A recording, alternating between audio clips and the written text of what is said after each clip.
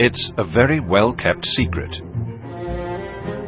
But it's a unique Great British institution with a lineage stretching back to the 11th century and the Crusaders. Its role today reflects the founding principles and ethos of its two legendary parent organisations, the Order of St. John and the British Red Cross Society.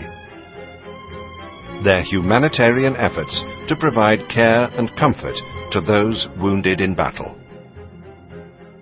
A registered charity, it's the only civilian organisation of its kind to operate 24 hours a day, 365 days a year, for all three services, beyond the call of duty. It provides holistic care, support and comfort to more than 15,000 patients a year. Yet, curiously, their 44 dedicated full-time welfare officers remain unsung heroes, still largely unrecognised, not just by the military community itself, but by members of both Houses of Parliament, and not least, the general public. We provide human support, welfare and practical support to wounded personnel in the services in the battlefield, to those personnel and their dependents and some entitled civilians throughout the world, wherever the British military are posted or deployed. The first one was to say that was admission to the mental health unit. What time was that? That was just 5:35. Right. Okay, oh, so not so late. What is now the Defence Medical Welfare Service, DMWS, was established in the 1930s with a mission to provide practical and emotional hospital welfare support in both operational and non-operational areas to secure the well-being of all members of the armed forces. Okay, you're going into RCDM Birmingham Selly Oak Hospital. DMWS welfare officers have an in-depth knowledge of military traditions and culture and are highly trained in counselling skills, assessment and support in bereavement. We're very privileged. Our staff come from a huge range of backgrounds. They have one thing in common: they care for their fellow human beings. That's their motivation. I remain always humbled and impressed by what I see them doing in the field. But basically it's about caring for your fellow humans in difficulty. Today, working in close partnership with and fully funded by the Ministry of Defence, welfare officers are based alongside their service colleagues, mainly in civilian hospitals, now that most dedicated military hospitals have been closed down. Service personnel are treated in Ministry of Defence hospital units, which are part of the National Health Service in Britain, in designated provider hospitals in Germany, and in military medical units in Cyprus and Northern Ireland. This is Bielefeld.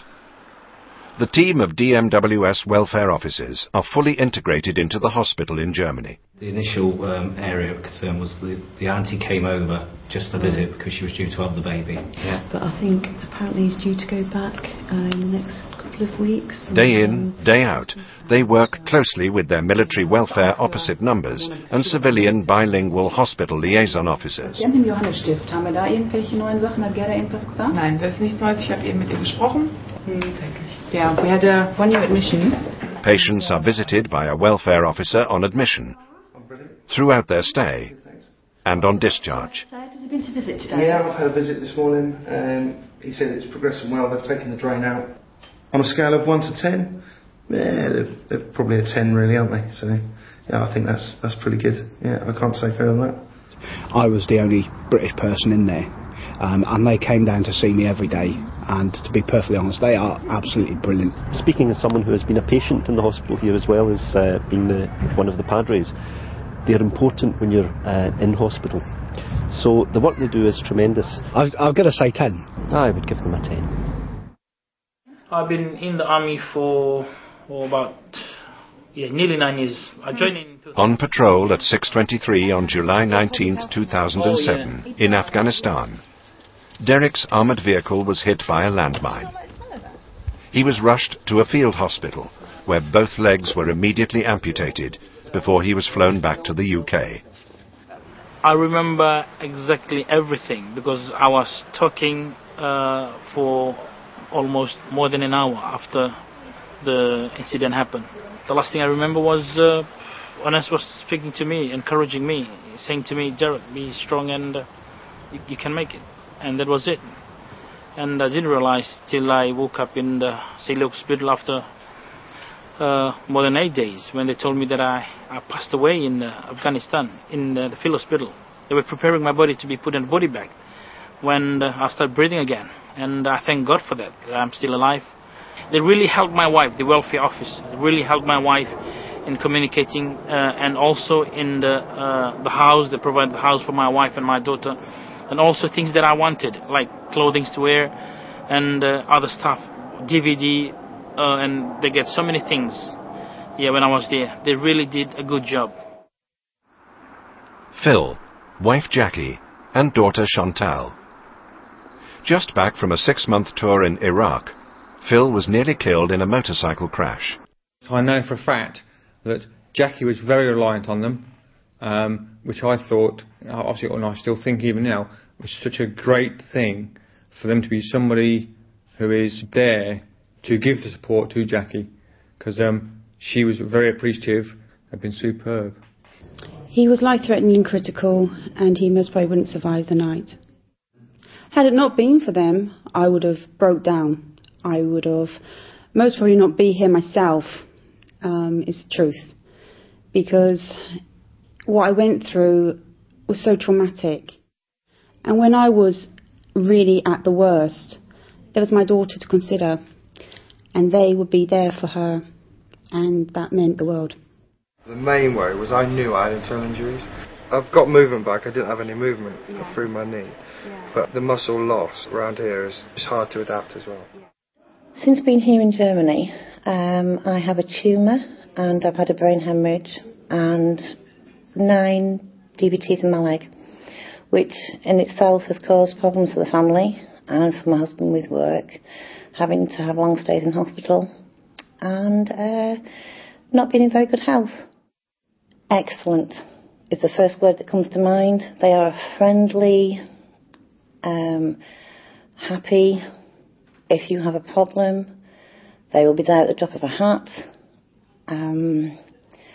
They will listen and they will act on what you say, regardless of who your husband is, who he works for, what their rank is. You are your person in your own right, and you are their priority, not your husband, not your husband's work. And if any problems arise, they are there to deal with it discreetly. I had 3 call-outs. There was one at 5:35, and this was about a serviceman that had been admitted to the mental health unit following an attempt at self-harm. For welfare officers, it's already a highly demanding role. But crucially, unlike any other welfare body, DMWS personnel are in addition committed to deploy, sometimes at short notice, to war zones anywhere in the world.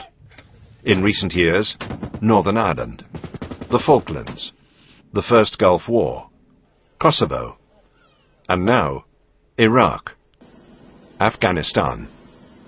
Our welfare officers are exposed to exactly the same conditions and risks as the service personnel at the front line. There's no discrimination from incoming missiles. Our staff, working in their departments in the UK, Cyprus and Germany, are civilians and they remain independent of the military chain of command. However, in a field hospital situation, they come under military chain of command but still retain their independence and are able to receive confidential information that a member of service personnel would want to share with them. Whenever British Armed Forces deploy on operations, DMWS welfare officers become fully integrated into field hospitals, a key part of the staff on the night. To prepare them for the reality, they are very highly trained. Below leg amputation, and also... Don't know what's going to happen to me now. I'm not going to be able to fight anymore. And clearly, given our background with Red Cross and St John, we don't discriminate. So if civilians or prisoners of war are admitted to hospital, we provide the same welfare support that we would to service personnel.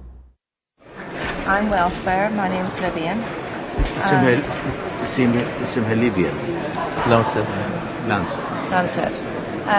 And I want to find out what he needs. He's going to be treated by the doctors and the nurses, but I want to find out what he needs in clothes. تقول لك أنا تشوف شنو الأشياء الاحتياجات اللي تريدها. My name is Bill. اسمه Bill. And I'm a welfare officer from Defence Medical Welfare Service. He just came in now, so he doesn't know what kind of food. Right, yes. Well, we'll make sure that it is appropriate for him. Personally, I'm a big fan because not only do I bump into them on deployment, but I've been a consumer of theirs. I was in hospital in Belfast in the early 90s, and part of my recovery I owe to the tender loving care I got from them. When a service person dies, it's obviously quite a traumatic experience. When there's one death, there may be 4 or 5 other guys that are involved in that incident that's led up to that. So his friends or his colleagues, they are very upset. They're often in hospital themselves with injuries. The colleagues would come and see their dead friend. They would be able to say goodbye to them. Emotionally, we can be affected by some of the sights we see, but it's more actually the families and the patients and how they deal with it that bring us through, and we work very closely to ensure that we're protected so we can maintain a professional service throughout, which can be challenging sometimes, but that's what we're there to do. You never get used to dealing with the injuries we deal with and the cases that we deal with, and that makes it very special and very rewarding, and we're very honoured and privileged to be in that position where we can help these families and these patients.